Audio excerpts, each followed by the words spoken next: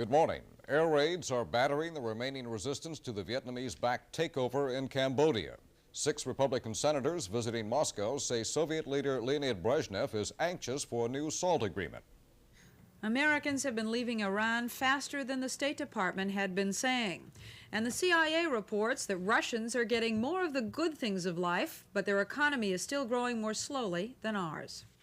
Some pollsters have been trying to find out who the trendsetters are in this country, and Hughes Rudd will be along with his interpretation of what they found out.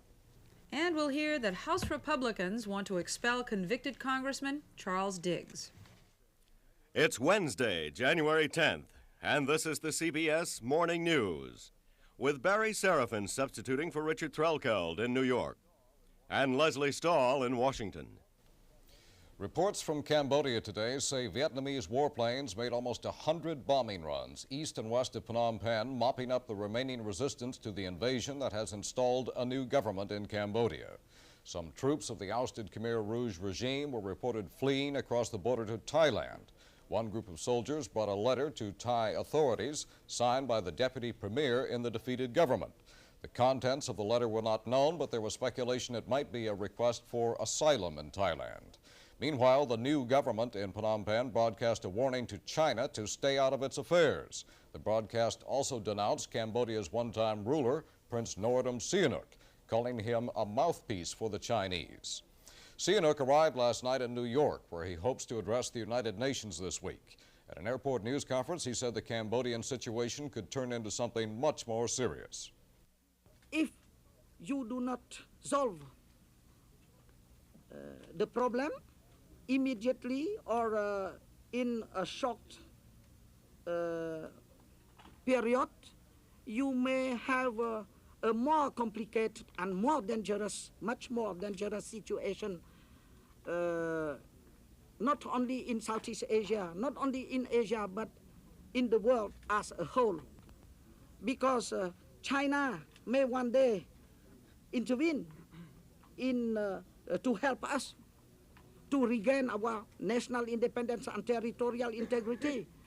And the Russians on their side may intervene at the side of the Vietnamese, and a Sino-Soviet war may take place, and then the United States and the other powers may be involved.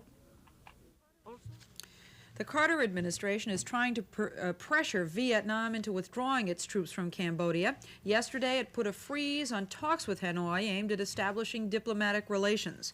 A government official said there can be no question of U.S. recognition of Hanoi as long as Vietnamese troops remain in Cambodia. President Carter will be briefed this morning on the Indochina crisis when he meets with National Security Advisor Brzezinski and CIA Director Stansfield Turner. The president left the warm, sunny, tropical, relaxing island of Guadeloupe yesterday afternoon, dressed in the casual clothes of someone who had just spent 2 days jogging, swimming, fishing, and scuba diving. When his plane arrived here last night, he was greeted with some cold realities. 20-degree temperatures and a pile of problems, including Indochina, the Mideast, salt, and Iran. The State Department yesterday revised its estimates of how many Americans have left Iran over the last 2 months. It now says 30,000 have left, an average of 500 a day. The department denied suggestions that the administration had deliberately underestimated the figures in order to minimize the extent of the crisis. Barry?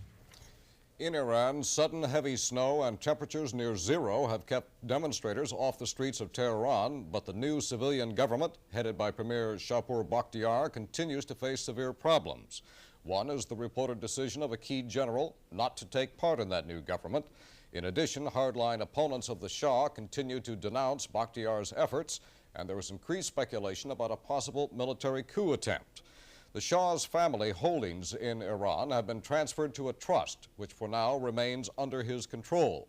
The family's holdings in other countries are estimated at more than $1 billion. We're now coming up on 5 minutes after the hour.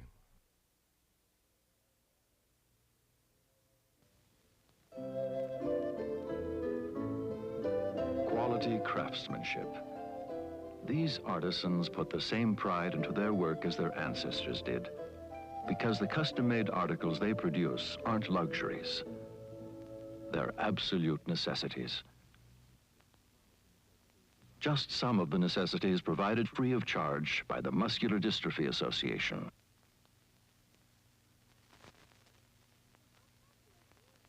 What's up, Woodsy? This schoolyard's a mess. Look at that.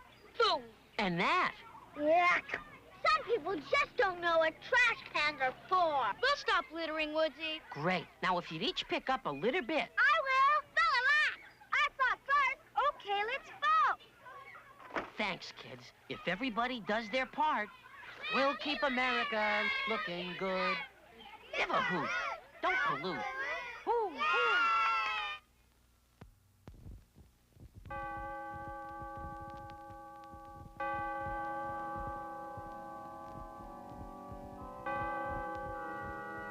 In the summer of 1974, just 1 year before she was going to be married, osteogenic sarcoma, a form of bone cancer, struck 19-year-old Eva Minetti. Doctors, using research supported by money you gave the American Cancer Society, tried everything possible to save her life. 1 year later, on June 28th, on the day she had planned to be married, Eva Minetti became Eva Ball and walked down the aisle right on schedule. Thanks to your help, we can save almost half the people who get cancer. Don't quit on us now. We're almost halfway there. 7 minutes past the hour.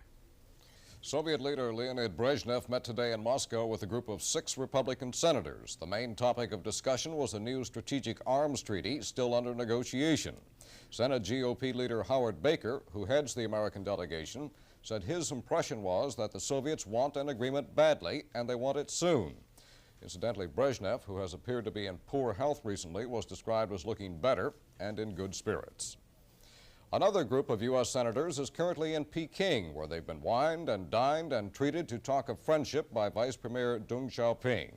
Bernard Kalb, traveling with the American group, found some more signs of dramatic changes in China.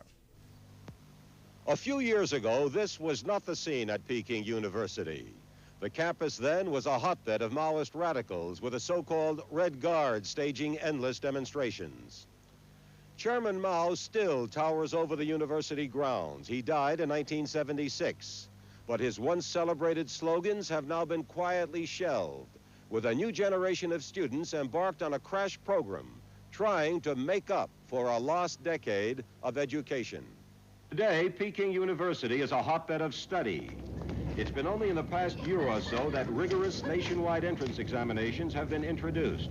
This in contrast to the Maoist days, when it was revolutionary zeal rather than academic qualifications that determined whether you gained entry to college. The fact is, China is now in pursuit of her best young minds, and those who make it have unmatched opportunities to go on to advanced studies with access to new textbooks and China's best teachers, even opportunities to study abroad in the United States, among other countries. All of this is not simply education for education's sake. There's a strategy behind China's new academic sprint. China desperately needs to turn out scientists, engineers, research scholars to fill the ranks that were depleted during the chaos of the so-called Cultural Revolution of the late 60s and early 70s. In those days, Peking University was a propaganda factory rather than a place to learn. This new pool of highly trained talent is urgent if China is ever to achieve even the minimum goals of its current drive to modernize the country. It is these young men and women who, assuming their education is not interrupted by any new upheavals, these young men and women who will provide the technological underpinning needed to update China's outdated industry and economy. Even so, the number of university students in China is remarkably low. Only about 650,000 in a country with a population of 1 billion. Intellectuals who were once branded as stinking persons of the 9th category again command respect. Teachers have acquired new stature, and the subjects they teach include American history. Students in our department, they study American history, and especially they interested in the revolutionary events in American history. And the most famous leader in our history, such as George Washington and Abraham Lincoln. By U.S. standards, the facilities are modest, very modest. The temperature in this advanced math class was in the low 50s. Luxuries are non-existent. Recreation is provided by nature at no cost. But these are the lucky ones. Just beyond this panorama of ice, there are millions of men and women just a few years older. They demonstrated their loyalty to the Maoist slogans of the Cultural Revolution by trooping out of the colleges and the cities and into the countryside, who now find themselves academically shortchanged, frustrated, uncertain of their future. In that sense, the ghost of Mao still haunts China's generation of those who have not yet reached the age of 30. Bernard Kalb, CBS News, Peking. The United States has so improved its underwater detection systems that it might be able to destroy the entire Soviet submarine missile fleet. The Washington Post, citing a report by the Library of Congress, says the Soviets are already responding by protectively convoying their subs and by keeping many of them close to home. The CIA reports in its latest statistical analysis that Soviet citizens are getting more consumer goods. They also report that Russia is producing more milk, wood, lumber, and steel than the U.S., and that Soviet citizens are getting more cars, TVs, refrigerators, and washing machines than ever before. Still, in 1976, the average Russian had to share a radio and TV with 3 other people. Officially, the Soviets deny they have any inflation at all, but the CIA detected an 11% increase in consumer prices between 1970 and 76. U.S. prices in that period went up 56%. 12 minutes after the hour on the CBS Morning News with Ray Gandalf Sports and Hughes Rudd's insights still to come.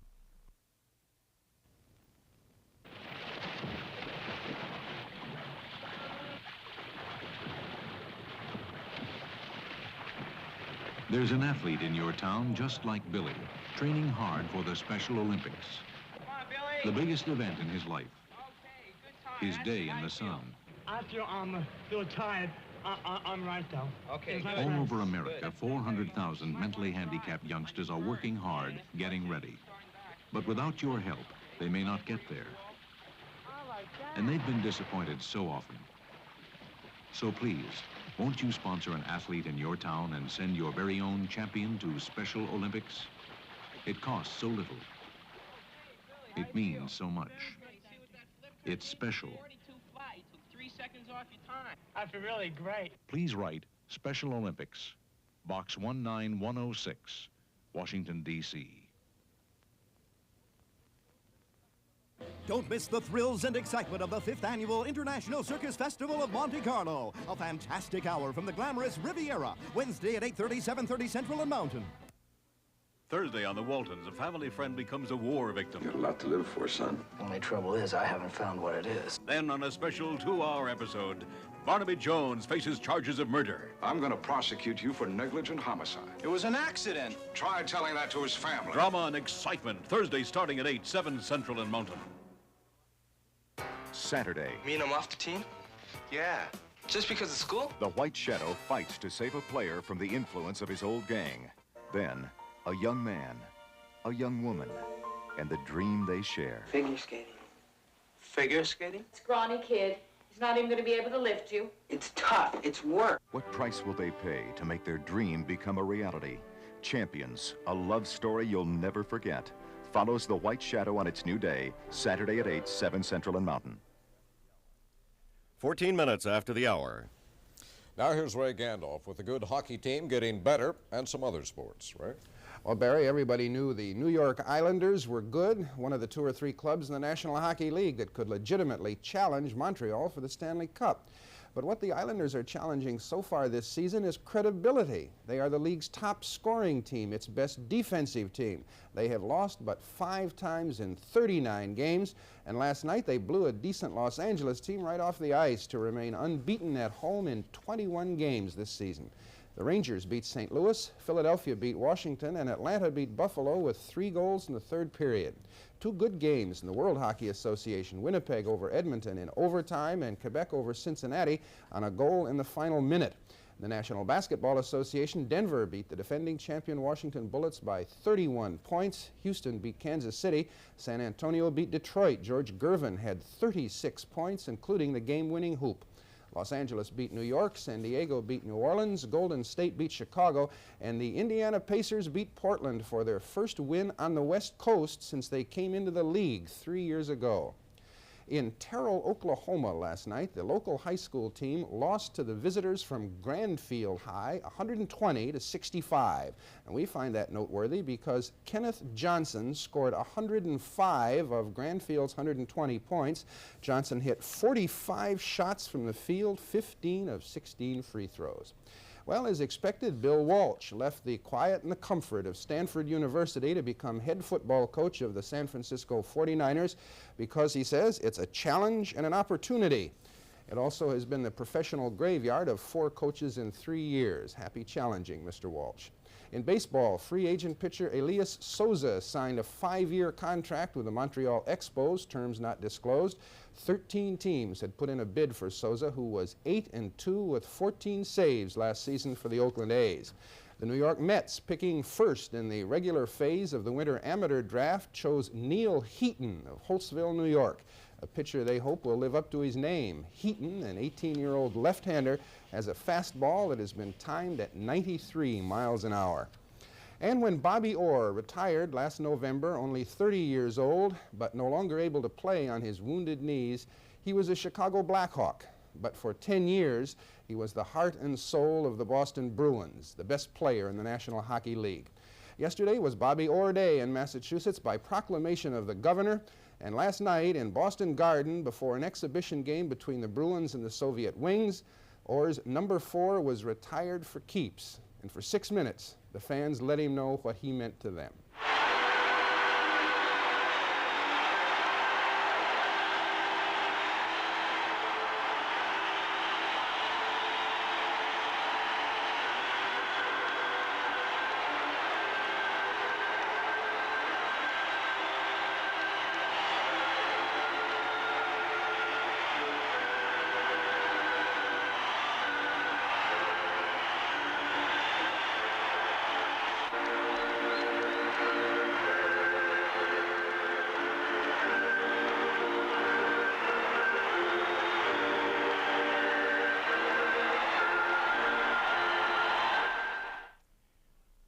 "18 minutes after the hour. You're looking at all the life insurance policies you may ever need. One policy that, as your needs change, allows you within limits to raise or lower your coverage, raise or lower your premium payments.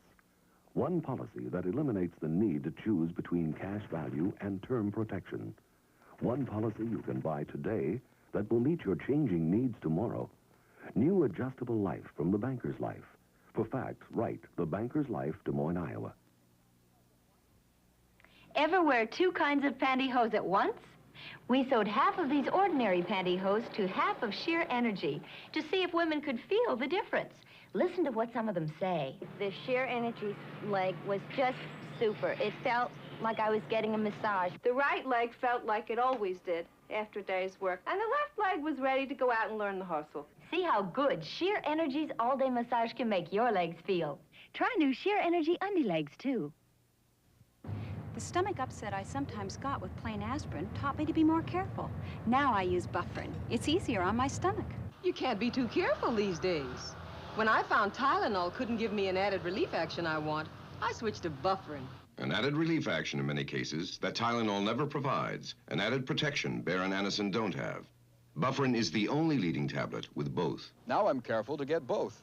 A relief action I want and protection ingredients with Bufferin. I don't like a flabby body, and I hate flabby hair. So, I got into Condition. Condition shampoo from Clairol. Protein enriched and formulated to restore healthy-looking body to damaged hair. Condition shampoo revitalizes your hair's shine, gives it a clean, wholesome, healthy glow. Put an end to limp, lifeless, flabby hair with Condition shampoo from Clairol. Got flabby hair? Get into Condition. The time now exactly 20 minutes past the hour, and here again is Leslie Stahl in Washington. House Republican leaders say they will take measures to have Congressman Charles Diggs expelled from Congress. Diggs was convicted and sentenced to 3 years in prison for mail fraud and taking salary kickbacks from his staff. But after that, his district in Michigan reelected him, and therefore the Congressional Black Caucus says it will back Diggs in any fight to keep his seat. The House Democratic Caucus has deferred any action on Diggs until his appeals cases are completed. House Republican leaders also blasted the Democratic leadership for trying to make rules changes they say would give the Democrats dictatorial powers. Barry? Taking the public pulse is a tricky business, and interpreting the results can be even trickier, as Hughes Rudd found out. Well, the results of another of those public opinion surveys are in hand, this time from the Roper polling folks. And if we read it right, things are even more confused than we'd realized.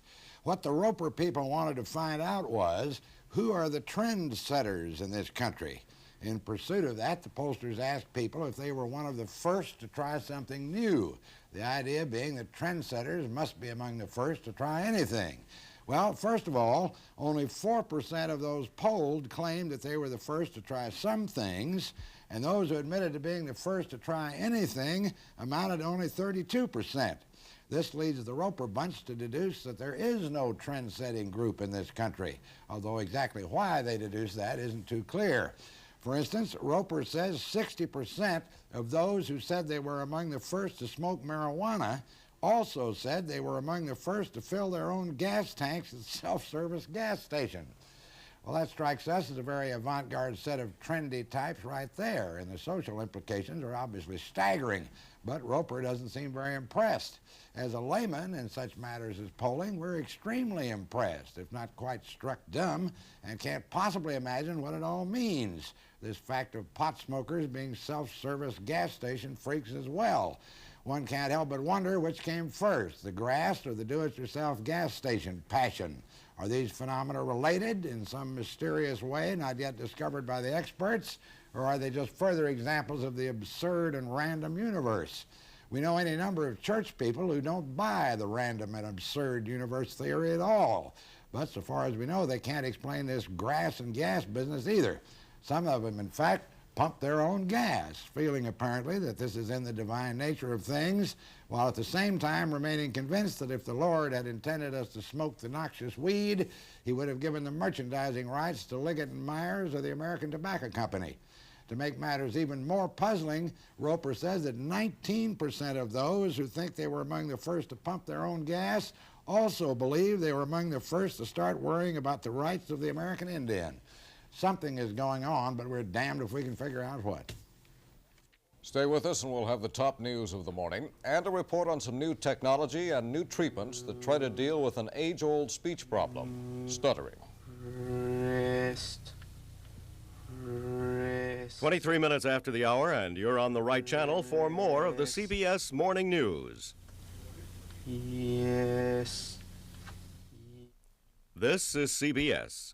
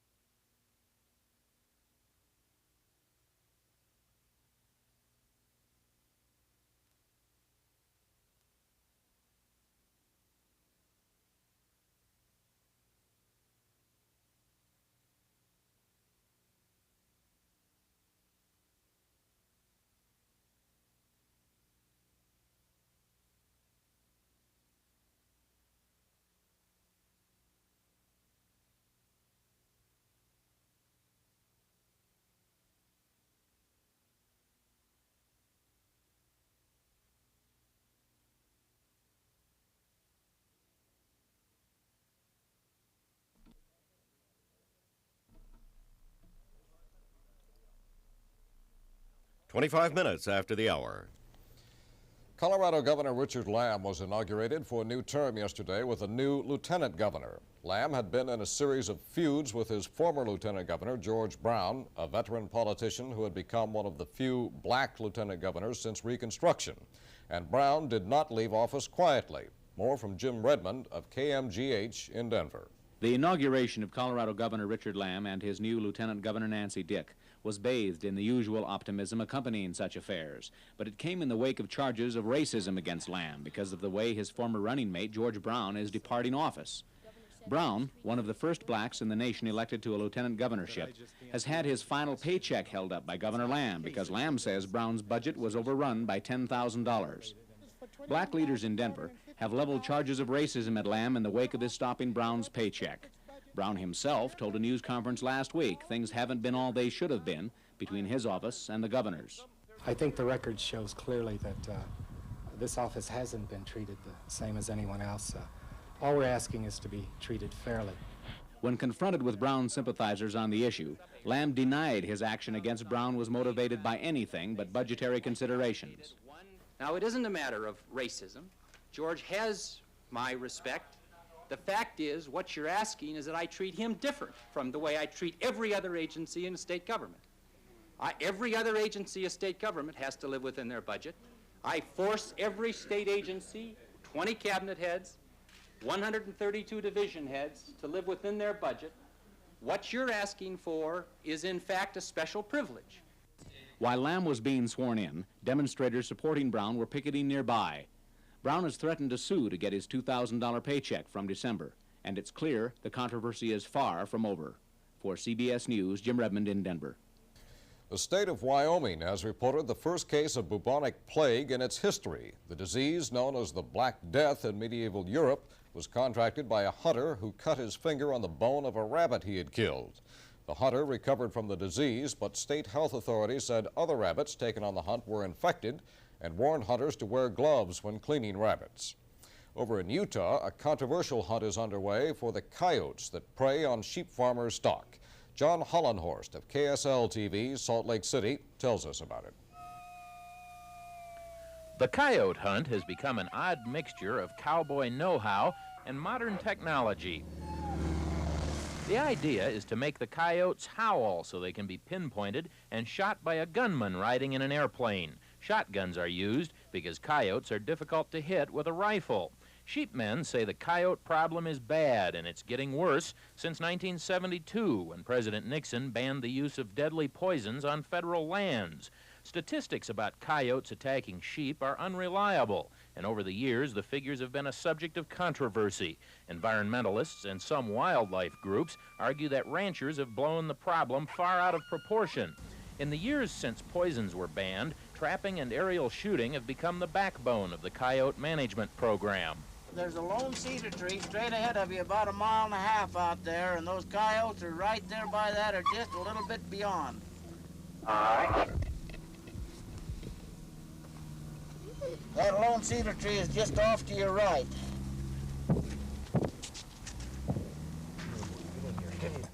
We feel that a good coyote's the dead one.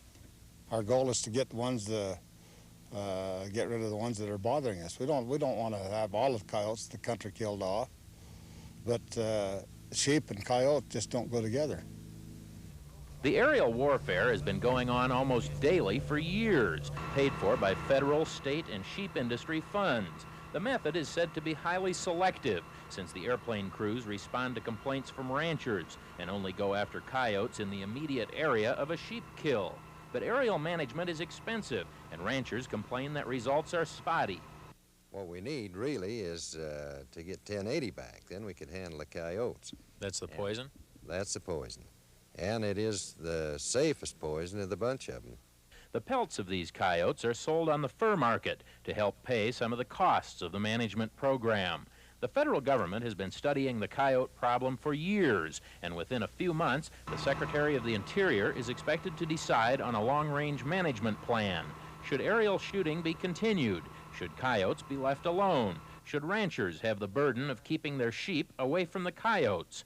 Despite the desires of the ranchers, it's unlikely the new rules will loosen the restrictions on the use of poisons. John Hollenhorst for CBS News near Milford, Utah. The time now, 30 minutes past the hour, and you're watching the CBS Morning News with Barry Seraphin and Leslie Stahl. This portion is sponsored by Changing Times, the money-making, money-saving Kiplinger magazine. In the next half hour, we'll have the latest on a Big Mac burger battle in the Middle East. And the Federal Election Commission says the Socialist Workers' Party doesn't have to tell publicly who gives it money. In our top story, troops of the defeated Cambodian government were reported trickling across the border into Thailand today, where they were disarmed and held by Thai troops. Meanwhile, Vietnamese warplanes were continuing strikes around Phnom Penh, mopping up any resistance to the new Vietnamese-backed government in Cambodia. China once again today denounced the Vietnamese action, calling it naked aggression, inspired by the Soviet Union. And that point of view is being echoed in this country by Cambodia's one-time ruler, Prince Sihanouk. Bill McLaughlin reports. Don Quixote never charged at a bigger windmill. Prince Norodom Sihanouk arrived last night in the U.S., the country that helped oust him from power 9 years ago, to ask help from the U.S. and the United Nations for the Khmer Rouge government, a regime that held him prisoner for 3 years and, according to latest reports, a regime that no longer exists. At New York's Kennedy Airport, Sihanouk accused the Vietnamese of colonialism. Cambodia as a whole, the Cambodian nation, the Cambodian people, the Cambodian government, we are victims of a naked invasion and aggression from Vietnam. And Vietnam now is colonizing completely our country. Sihanouk may be able to address the Security Council as early as today, but any request for UN action in Cambodia will almost certainly be blocked by the Soviet veto in the Security Council and the cold fact of the Vietnamese domination of Cambodia. Sihanouk's plea to the UN could be his farewell to world politics. He says he'd like to retire in China or France. Bill McLaughlin, CBS News, the United Nations. Secretary of State Vance held separate meetings yesterday with Russian Ambassador Dobrynin and the new Chinese Ambassador Chai Tsai-min in an effort to prevent the crisis in Cambodia from involving those two powers. The U.S. also froze its talks in Paris with Vietnam. The talks are aimed at establishing diplomatic relations, but one official said there can be no question of U.S. recognition of Hanoi as long as Vietnamese troops remain in Cambodia. Meanwhile, the State Department has revised its estimate of how many Americans have left Iran in the past 2 months. The new figure is 30,000, an average of 500 a day. A department spokesman denied any suggestion that the administration had been deliberately underestimating the figure in order to minimize the crisis. Ike Pappas reports that the Pentagon, concerned about the situation in Iran, is taking some precautions. The United States has temporarily increased the number of naval ships in the Arabian Sea, and Pentagon sources say there are indications the Navy intends to keep a small force in the waters for the duration of the Iranian crisis. 3 U.S. combat ships, a cruiser, destroyer, and a frigate, plus 2 supply vessels, have been in the area since mid-November. They are due to leave within a week. But 4 other ships entered the Indian Ocean over the past weekend to pick up the so-called Show the Flag patrol as the others pull out. The newly arrived warships were part of the force accompanying the aircraft carrier Constellation, which has been in the South China Sea since late last month. The aircraft carrier has been awaiting possible orders to go to the Indian Ocean area as a further display of American force in the continuing Iranian turmoil. Sources say, however, the United States does not want to risk aggravating the situation by displaying unnecessary military power, and the Constellation is likely to stay where it is in the South China Sea unless the situation in Iran turns critical. Ike Pappas, CBS News, Washington. 0 temperatures and a snowstorm kept demonstrators off the streets in Tehran today, and CBS News correspondent Bob McNamara says Iran's political situation looks snowbound for the day as well. There's been no progress toward parliamentary approval of a new civilian government, and the Shah remains in his palace, still putting off the long vacation he says he would like to take. Former Indian Prime Minister Mrs. Indira Gandhi has scored another gain in her political comeback. Candidates of her Congress party won big majorities in 2 special parliamentary elections in the southern state of Andhra Pradesh. Mrs. Gandhi had personally campaigned for those candidates after emerging from a short, politically inspired jail term last month. The election returns put her in good shape to continue her challenge to the government of Prime Minister Morarji Desai. Peter Collins in New Delhi has a look at Indian politics in 1979. Turmoil of the past weeks has subsided. The streets here in New Delhi are calm. The demonstrators have put away their banners, and the politicians have retired to their drawing rooms to plot their strategies. It's difficult to make predictions about politics in this country of 630 million people, divided as it is by 14 different national languages and a feudalistic social system. No single politician can claim the allegiance of every single Indian. But with the men who toppled her from power nearly 2 years ago now arguing about how to stop Mrs. Gandhi's comeback attempt, she is in a better position than ever to do just that, make a comeback.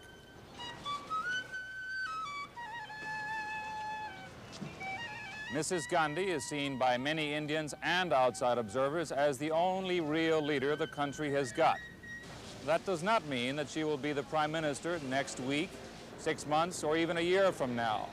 The current Prime Minister, Morarji Desai, still has a healthy majority in Parliament, and under the Constitution, he must not call elections for another 3 years. But Mrs. Gandhi has got the momentum now. She's in a position to pull members of Parliament across the aisle onto her side. Perhaps the safest prediction that can be made is that in the weeks and months ahead, India will be unstable, but it will be a model of stability compared to some of its neighbors.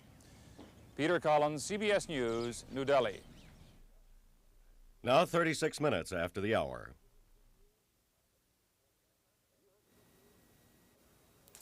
Have you heard the good news? Experts forecast that in the 1980s, living standards will be higher. You'll be able to enjoy real buying power and prosperity. They claim you could cash in and cash in big if you know in advance what to expect. Reach for your pencil and paper so you can write for this amazing book, 99 New Ideas, which shows you how to start right now making and saving real money. For example, should you buy or rent your house? The answer will surprise you. How can you cut your supermarket bill, yet actually eat better? What's the smart way to buy a car, appliances, clothing? Chances are you'd pay a lot of money for a book as powerful as this. You can't buy it in any store at any price, yet you can get it free when you try Changing Times magazine for 6 months. It keeps you up to date every month with answers to questions like, what are today's best bargains? And when is a sale a real sale? How can you use credit to actually save money? When you have extra cash, where should you put it? Regular subscription price to Changing Times alone is $12 a year. However, you get both 6 full months of Changing Times and the big book, 99 New Ideas, for only $4. And here's your free bonus. Send your check today and also get this exclusive report, Your Income Tax, just published. How you can take advantage of little-known money-saving deductions in the new tax laws. Changing Times tax experts painstakingly dug through all the changes in new tax laws to discover for you dozens of brand new allowances and deductions. Just one of these new deductions could be worth hundreds of extra dollars to you. Send $4 to Changing Times, TV 515, Washington, D.C. Look at what you save. The regular subscription price of Changing Times alone is $12 a year, but you get all of this for only $4 when you send your check today. The amazing book, 99 New Ideas, plus this exclusive income tax report, plus 6 full months of Changing Times. If you're not completely satisfied, keep these 2 books and your first issue of Changing Times, and we'll refund your money gladly. Now, what could be more fair? So send $4 to Changing Times, TV 515, Washington, D.C. We're now coming up on 39 minutes past the hour. 2 weeks after he was found innocent of raping her and just a few days before she was to divorce him, John and Greta Rideout of Salem, Oregon have reconciled. Rideout's trial drew national attention as the test case for a new law under which a husband can be charged with raping his wife. A counselor to Mrs. Rideout says the couple met Sunday to discuss Mr. Rideout's right to visit their 2.5-year-old daughter. They left together following an altercation with Rideout's stepbrother, who allegedly kicked the door down. The counselor says Mrs. Rideout was impressed by her husband's new attitude and sincerity. The dollar gained on all major foreign money markets today, and the price of gold declined sharply, down $3.60 in London. Stock prices rebounded yesterday on Wall Street. The Dow Jones Industrial Average gained more than 3 points in moderate trading. China plans to step up its purchases of Canadian wheat. A Canadian official in Peking today said the two nations have agreed to negotiate a long-term deal which should amount to at least $1 billion Canadian over the next 3 years. The McDonald's hamburger company is apparently not amused by David Megan and his McDavid stand, an Israeli version of American fast food. Megan set up his hamburger stand in downtown Tel Aviv 8 months ago and has been doing a brisk business at McDavid's, selling Big Macs at $1.75 apiece. But McDonald's doesn't think it's kosher and is going into an Israeli court today, charging Megan with copyright infringement and asking for a restraining order to shut down his stand. Leslie? Energy Secretary James Schlesinger indicated yesterday that the administration may reject a proposed deal to help Mexico develop its massive oil and natural gas resources. Schlesinger said the U.S. should place the highest priority on developing domestic gas and said we should be completing the $12 billion Alaska natural gas pipeline. White House officials told the Washington Post that Schlesinger doesn't necessarily reflect the thinking of the president, who's going to Mexico in mid-February to discuss energy and other issues. It's believed if that gas deal is blocked again, as it was last year, relations with Mexico could sour. A new congressional report criticizes the Environmental Protection Agency for not going to court often enough to enforce the nation's clean air law. The report contends that EPA could have been more effective. Barry? The U.S. Environmental Protection Agency is still trying to round up hundreds of barrels of poisonous chemicals found floating in floodwaters near Louisville, Kentucky.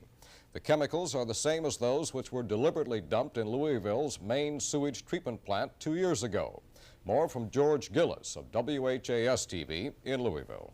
Officials fear that as many as 600 barrels of toxic material will be uncovered as workers try to free them from a creek swollen by recent floods and frozen by near-zero weather. There could be as many as 20 known cancer-causing chemicals in the barrels, some of which are leaking. Right now, it's difficult to say how much contamination there has been. Obviously, if some of the drums have leaked, there's been some contamination in the area where the drums were setting. How much there has been, we really don't know at this point. A state environmental spokesman said there appears to be no major contamination, but that the situation is being treated as an environmental emergency. EPA is spending $100,000 to round up the containers. They were discovered on property owned by the parents of Donald Distler, recently convicted of dumping toxic waste into the Louisville metropolitan sewer system. The city says it will cost millions to clean up the sewer. Distler faces 2 years in jail plus $50,000 in fines, and he says he knows nothing about the barrels. Nearly 200 of them have now been recovered, and officials say it will take another 2 weeks to complete the cleanup. The materials will be disposed of at a landfill in Livingston, Alabama. George Gillis for CBS News, Louisville. The Federal Election Commission says the Socialist Workers' Party doesn't have to list the names of its contributors on campaign finance reports. The commission went along with the party's argument that the donors might be subject to harassment. The commission concluded that such harassment from government officials or private parties had occurred in the past and that there is a reasonable chance it might happen again. Barry? Not that it's any comfort, but Australia's summer is as harsh in its way as the American winter. So hot there that automatic fire alarms have been triggered by the heat. 112 degrees yesterday in Sydney. In this country, sub-zero temperatures were common again throughout the northern Rockies and northern plains, with sub-freezing readings all over the middle of the country. A winter storm is spreading snow from the southern Rockies through the central and southern plains toward the mid-Mississippi Valley. Snow also is likely in the northern Rockies, with a few flurries in the lower Great Lakes. The Pacific Northwest is cold and rainy along the coast. Some of the high temperatures and weather conditions predicted for later today: 27 and mostly sunny in New York City, 39 and partly cloudy in Richmond, 15 with snow developing late in the day in Chicago, 53 with a chance of rain tonight in San Antonio, 10 with snow showers in Billings, 31 and murky with some light snow in Salt Lake City, 68 and mostly sunny in Los Angeles.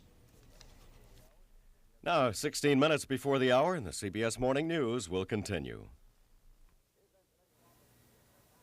Here's that special offer from Changing Times. Remember, regular annual subscription price of Changing Times alone is $12, but you get all this for only $4. 6 months of Changing Times, plus these 2 books that you can't buy anywhere. Send $4 to Changing Times, TV 515, Washington, D.C., Not completely satisfied, you keep the 2 books, plus your first issue of Changing Times, and we'll refund your money. What could be more fair? Send $4 to Changing Times, TV 515. Washington, D.C. It costs $20,000 to fill one of these seats. That's the average cost of a college education. But Lisa will have a seat reserved because Lisa's parents have enrolled her in the Savings and Loan Foundation College Savings Plan. Now, this plan can actually be tax-free. To reserve a seat for your child, start this college savings plan now at a nearby Savings and Loan. It's the educated way to save.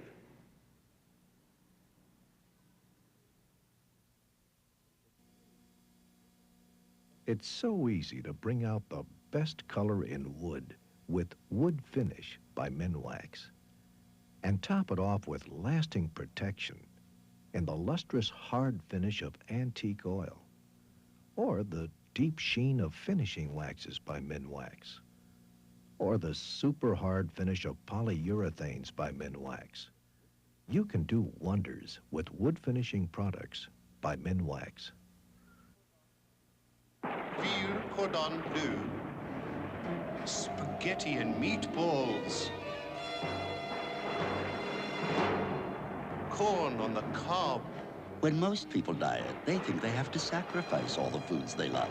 But on today's Weight Watchers program, you can enjoy delicious and satisfying foods while you learn to lose weight. Madam, why not join Weight Watchers instead? I did. Join Weight Watchers now. 14 before the hour. People have been trying for centuries to come up with a way to cure stuttering. The results have been frustrating. Most cures are only partial. But some new forms of therapy are available that promise dramatic results. Charles Crawford has a look at the state of the stutterer. I know that I'll never be a fluent speaker, which that is not my ambition. But I want to be able to make speeches. Nearly 17 years ago, her husband, astronaut John Glenn, became the first American to orbit the Earth. For the first time in her life, Annie Glenn was a public figure. It was a nightmare, for Annie Glenn is a stutterer. I stuttered ever since I was, that I can remember. And she is not alone.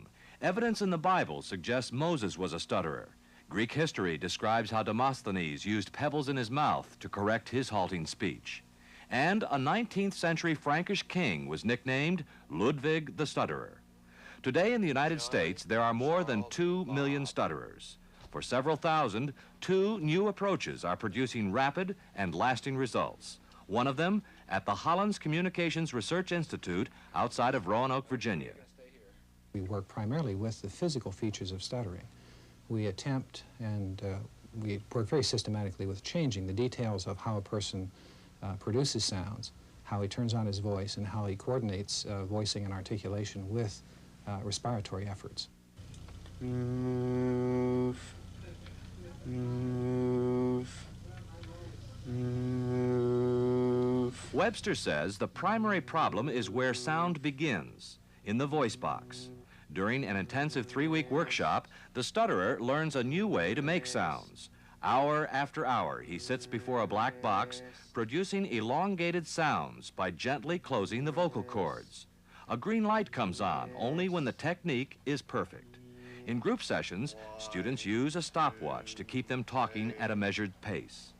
Are you going to the restaurant tonight? Students are videotaped before and after the 3-week training and at follow-up sessions. There are good periods, and there are bad periods that I've had. I have been in social situations where I would talk with people fluently, and I would initiate a conversation, which is really new to me. A constant fear of speaking has been lost. I do not mind talking to people. I do not mind initiating a conversation. Immediate success is reported in 95% of the cases.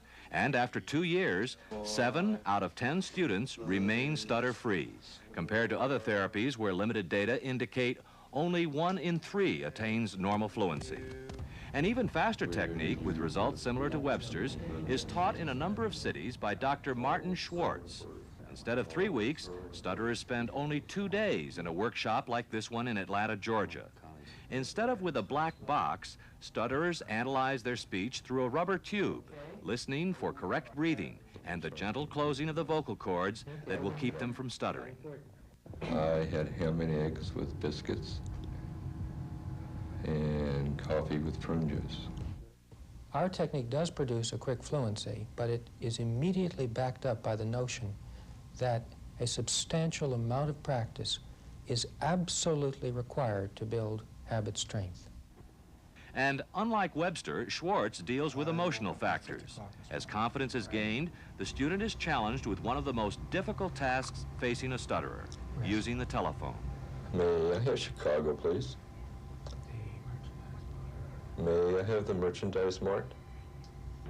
This is how one stutterer sounded before the 48-hour workshop. 6623 Todd Street, Fort Hood in Texas. Ain't I a dentist? And then, after the training.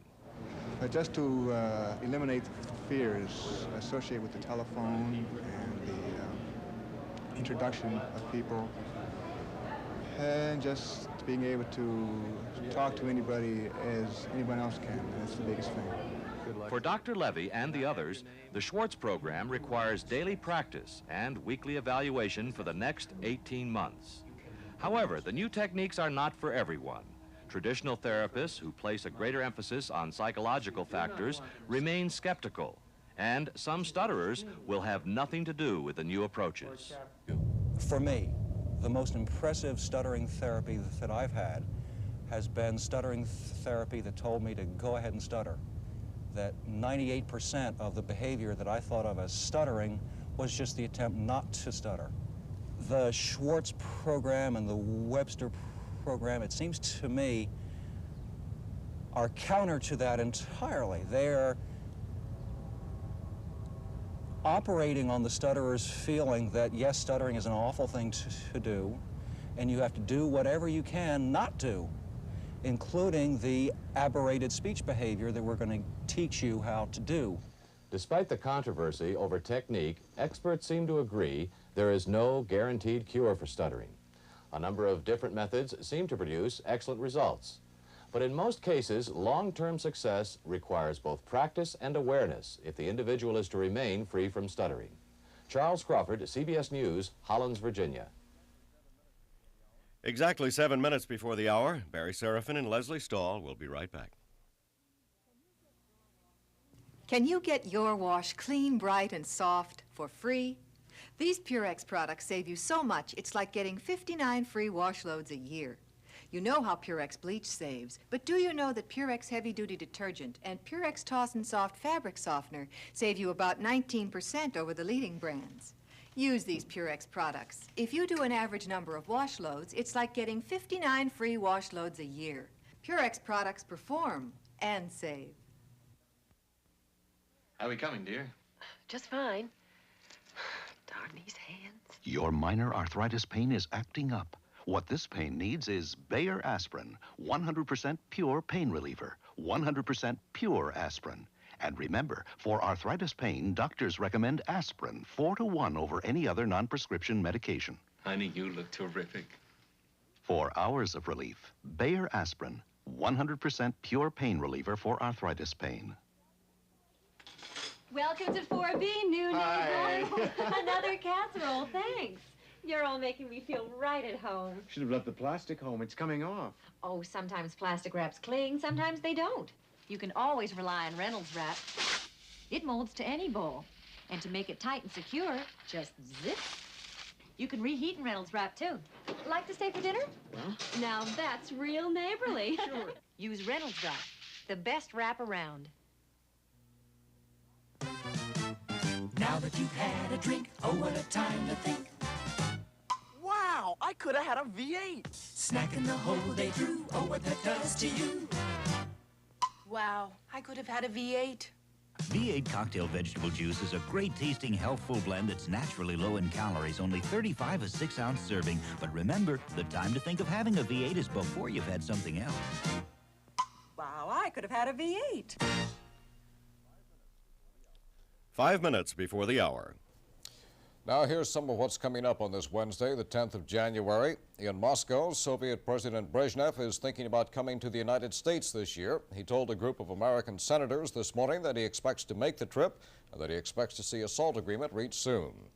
In Chicago, there will be extra police and security measures today when John Wayne Gacy goes to court to enter pleas to charges of murdering 7 young men. Authorities have found 27 bodies at Gacy's suburban Chicago home.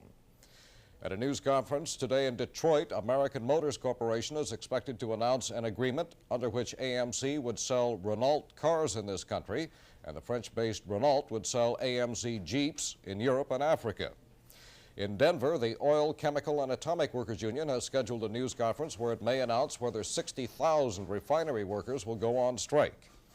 New protests are planned today in Jamaica against an increase in gasoline prices. Gas there is to take a big jump to about $2 a gallon. 2 demonstrators were killed and 2 policemen were injured in earlier protests. Security has been stepped up in Nicaragua today, the first anniversary of the assassination of a newspaper publisher who opposed that country's president, Anastasio Somoza.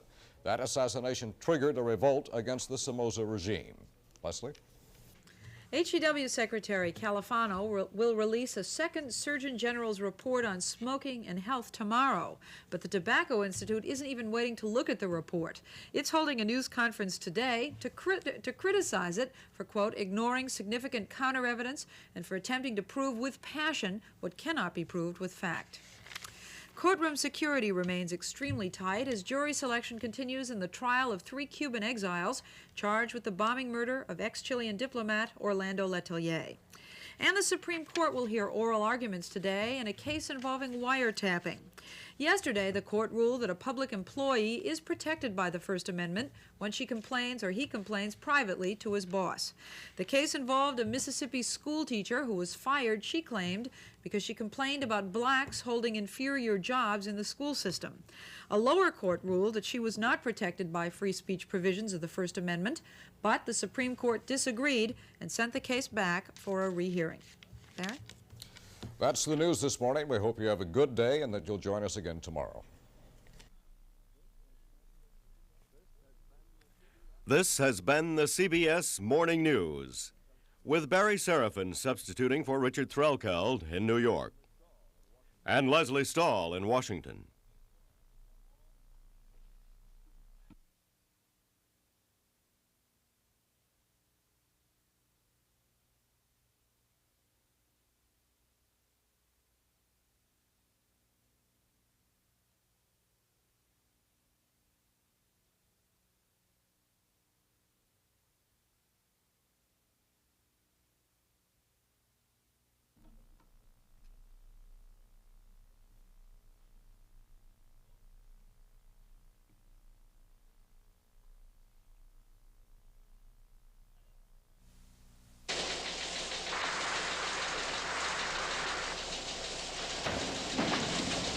Watch the CBS Evening News with Walter Cronkite. Tonight on CBS.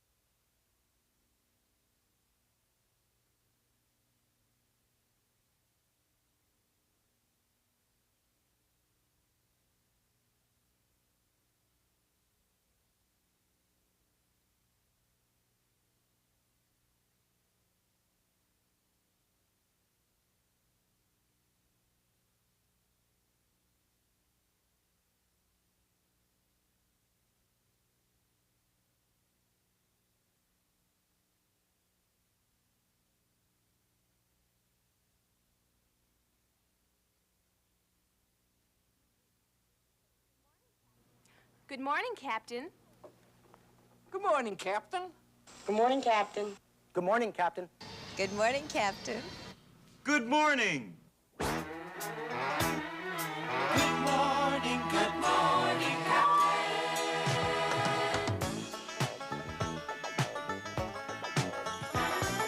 Good morning, Captain. Won't you come on out and play?